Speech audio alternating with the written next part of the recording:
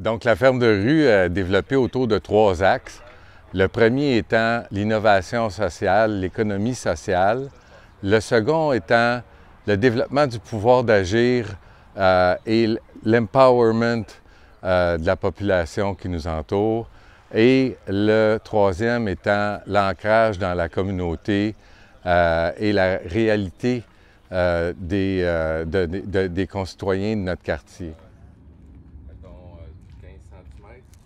Ce qu'on fait pour être capable d'arriver à remplir notre mission, c'est qu'on fait le pont entre la responsabilité sociale des entreprises puis l'action communautaire très concrète sur le terrain qui donne des résultats dans la vie des gens. Donc nous, ce qu'on fait, on ne s'inscrit pas dans une ligne de banque alimentaire. Par contre, dans notre quartier, ce qu'on fait, c'est qu'on répond à des besoins ponctuels.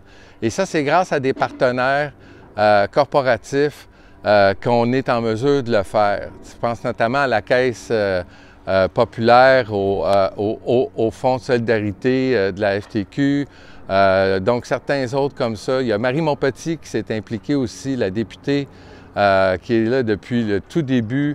Bref, on a des partenaires qui sont avec nous et qui rendent ça possible. Cette stratégie-là, ce que ça nous permet de faire, d'une part, c'est de remplir notre mission en termes d'ancrage dans la communauté puis de contribuer aux banques alimentaires, mais aussi, comme maraîcher, il y a comme une police d'assurance là-dedans parce que si mon espace de production est commandité ou parrainé par un partenaire, le calcul est fait de façon à ce qu'on puisse couvrir tous les frais de production, les frais de ressources humaines, les frais administratifs. Et donc, techniquement, pour chacune des planches ou des zones qui sont parrainées, on peut remettre complètement la production dessus. Donc, ça nous permet de ne pas être trop inquiet sur les aléas météorologiques, par exemple, les sécheresses, tout ça. On cultive pareil pour être capable de voir le rendement, mais on n'a pas cette pression-là que si, par exemple, il arrive quelque chose à une partie de nos cultures, bien, on n'arrivera plus financièrement, là. Le fait qu'on soit au niveau de la rue, ici, puis qu'on soit tout près des gens qui passent, avec un passage piétonnier, ça fait en sorte qu'on est capable justement de s'engager, de discuter, de montrer aux gens ce qu'ils peuvent faire chez eux. C'est une des raisons pour laquelle, même si on aurait pu le faire en bac, on a décidé de faire le jardin, la ferme en pleine terre, toutes nos plantations. On a des bacs par contre, puis on a aussi des pots pour illustrer ce que les gens peuvent faire chez eux, toujours en milieu urbain. Et donc, on est en mesure de leur parler directement des trucs, tout ça. Quand les gens passent, même j'ai fait rentrer dans le jardin. Et ça, bien, ça nous distingue un petit peu des autres projets d'agriculture urbaine qui sont super, mais qui parfois sont sur les toits et où les gens ont plus de difficultés à vraiment connecter avec, comment le légume est cultivé.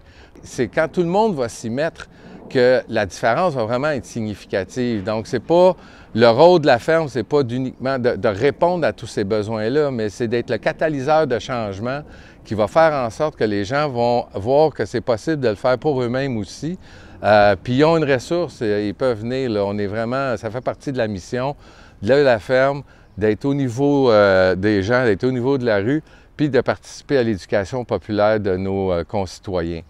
Et maintenant, pour ce qui est de l'ancrage dans la communauté, j'en ai parlé un petit peu par la remise d'une partie de nos récoltes, mais il y a aussi tout l'accueil des différentes écoles, camps de jour et des écoles plus spécialisées ici, à des étudiants de tout âge, puis des élèves des écoles primaires, même les scouts qui viennent. Et ça, pour nous, c'est vraiment gratifiant, valorisant, parce que ça nous permet justement de transmettre cette connaissance-là avec un milieu d'expérimentation, parce que les gens viennent jamais ici pour m'écouter parler, mais ils viennent ici pour faire un atelier pratique. Et donc, ils sont capables de mettre la main à la terre. Et ce que je trouve bien intéressant, c'est quand les enfants, après, me disent « bien, j'ai montré à mon père ou à ma mère comment faire ça » ou « j'ai dit que j'avais planté un plant de tomate ». Ça, vraiment, ça me rend heureux, là, puis on en a entendu plus qu'une fois. On pratique un maraîchage qui est fondée sur l'approche biologique, bien sûr. On n'est pas certifié, mais on applique les mêmes critères. Puis on s'inspire de la permaculture parce qu'on a pris, par exemple, la végétation existante qui était ici, qui était des espèces envahissantes.